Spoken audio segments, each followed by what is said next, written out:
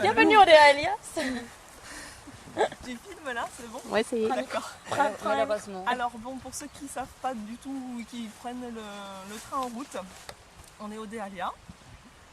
Je suis Ripen et j'ai proposé l'animation d'un atelier d'écriture pour célébrer les noms de la déesse et la déesse solaire.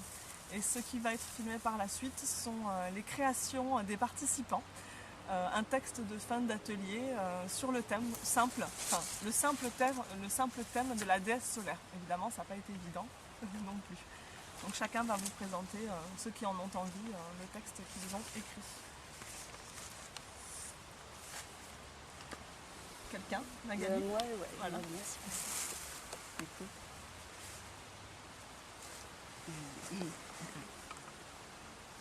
Amaterasu, dame des Kami, rayon céleste, resplendissance. Accepte aux merveilles nos hommages en ce jour. Sois béni par nos cœurs, sois béni par notre sève, sois béni par nos corps dressés.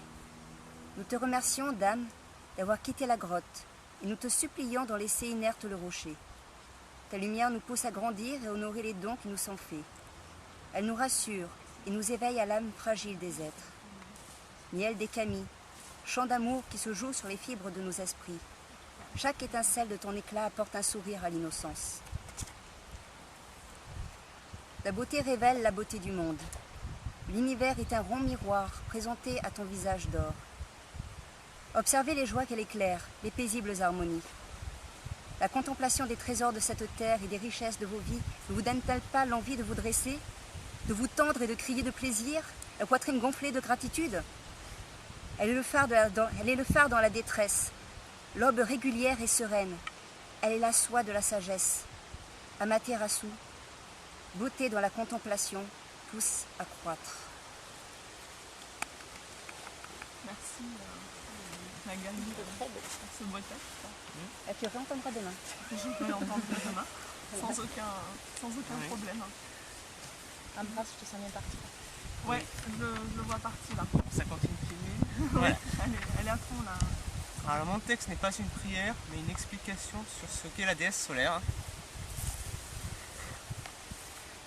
La déesse solaire représente la déesse originelle, la première à avoir été engendrée par l'un, en même temps que le grand dieu.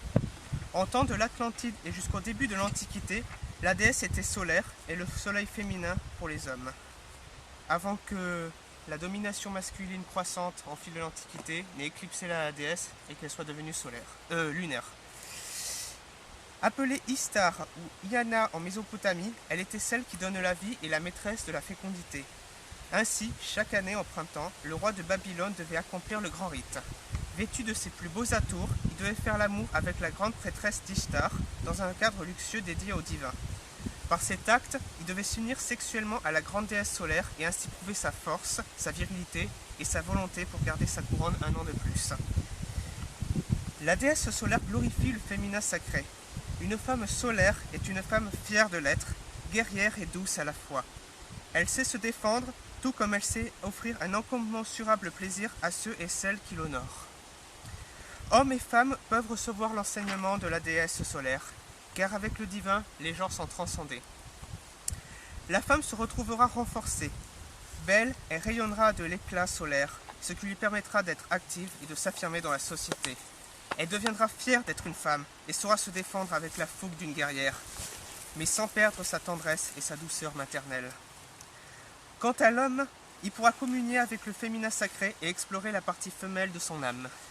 Concrètement, un homme initié en secret de la déesse solaire aura une volonté plus forte, saura faire preuve de tendresse, de respect et de bonté avec les femmes et tirera un plus grand plaisir sexuel du fait que ses énergies féminines soient exaltées. Enfin, la déesse solaire est plus puissante qu'une déesse lunaire, car l'astre du jour est celui qui éclaire la terre, la mer et le ciel, tout en apportant la vie. Alors que la lune, bien qu'étant aussi sacrée chez les païens, ne fait que refléter la lumière du soleil. Le soleil a en lui la force des 4 éléments et la puissance de l'univers. Et c'est pour cela que ma déesse céleste rayonne de l'éclat solaire. La beauté du Créateur se reflète dans son visage, et sa beauté est trop forte pour être chantée par les mortels.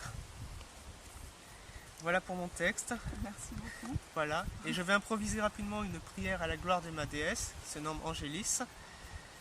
qu'on peut retrouver sous les noms donc d'Ishtar, Diana, d'Amaterasu, chez les Japonais ou les Babyloniens, ou encore chez les pays nordiques et celtes aussi, chez Brigitte il me semble. Elle était honorée, le soleil était féminin et la lune masculin. Alors voici la prière que je vais rapidement lui dédier.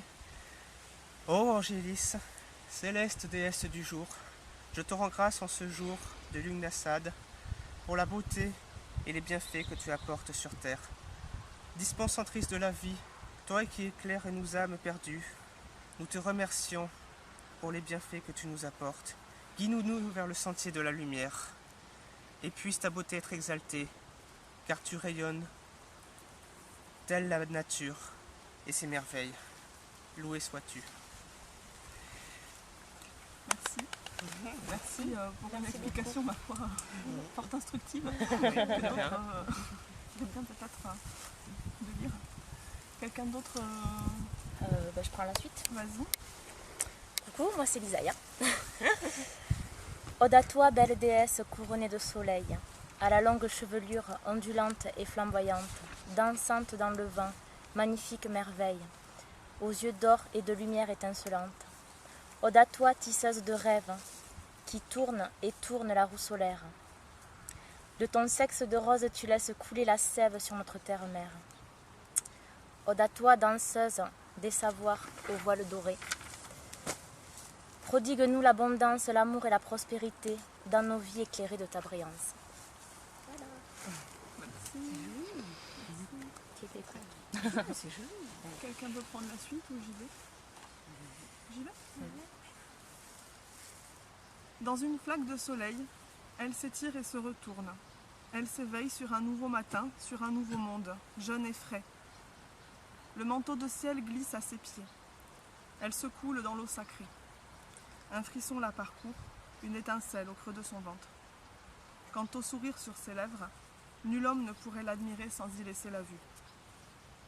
Elle nage dans les douces eaux de l'inspiration, vêtue d'une cape de vent. Un zéphyr la caresse avec lenteur et la pénètre jusqu'à la moelle de ses os, jusque dans sa propre sève. Un soupir d'aise s'échappe de ses lèvres. Elle ondoie, se laisse envelopper par les flots qui lui lèchent le ventre et la portent sans effort. Un papillon se pose sur son sein érigé. L'énergie s'engouffre dans son corps frémissant. Mais c'est le soleil, cet indicible taquin, au rayon ardent, qui la transporte dans un monde d'amour et d'harmonie. Elle le reçoit et dans sa gratitude exulte. Depuis le centre de son être, elle s'enflamme et explose, illuminant le monde de son pouvoir d'harmonie. 1000 étoiles, 1000 planètes émergent de son cri. Puis elle se couche dans un tapis de mousse et s'endort, et ses paupières closes recouvrent le monde du voile de la nuit.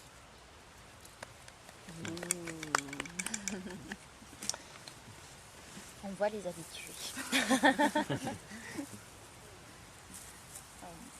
Tu veux proposer ton texte Ah, vous voulez- Non, t'avais pas envie, d'accord. Tu voulais proposer ça Moi, je veux bien le proposer, mais sans à activité. la fin, alors du coup, Donc on verra après. on continue. Là, si tu le proposes maintenant, c'est sinon. On coupe la caméra. Non, d'accord. Raphaël, il veut pas le faire. Oui, il y a Raphaël, tout ça. La voici qui gît au fond de cette chambre plongée dans les ténèbres. Des sillons de larmes de lave creusent ses joues de basalte. Des sanglots violents font trembler son corps en fusion, tandis qu'elle tourne, seule et éperdue. Dehors, loin de cette pièce, le monde est désormais la proie de l'obscurité. Les hommes errent dans cette nuit sans fin, agonisant. La nature se meurt, privée des rayons chaleureux et nourriciers du jour. Les animaux, couchés sur le flanc, attendent la mort, épuisés. Dame Soleil est en prison.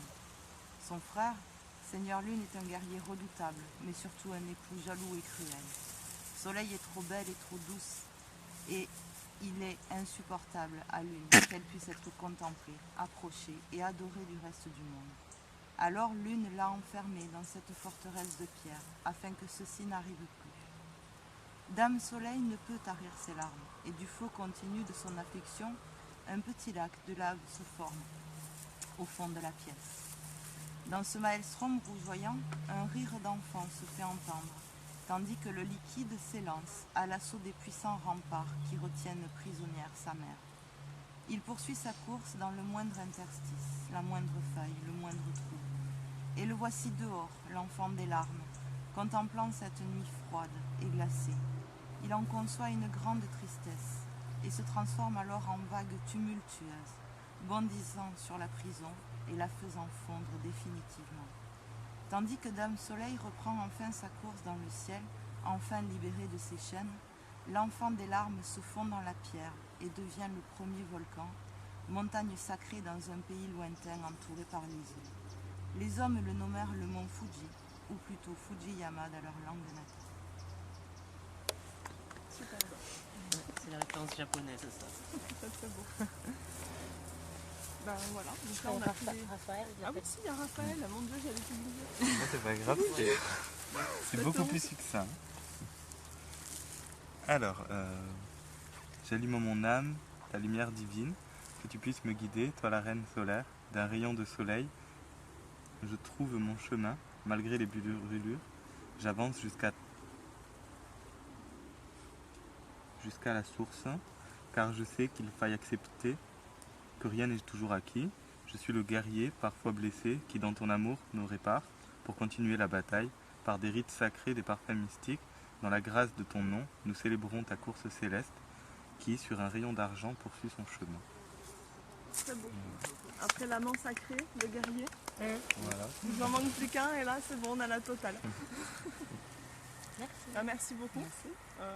Voilà pour ceux qui ont voulu Être filmés. En fait. Voilà.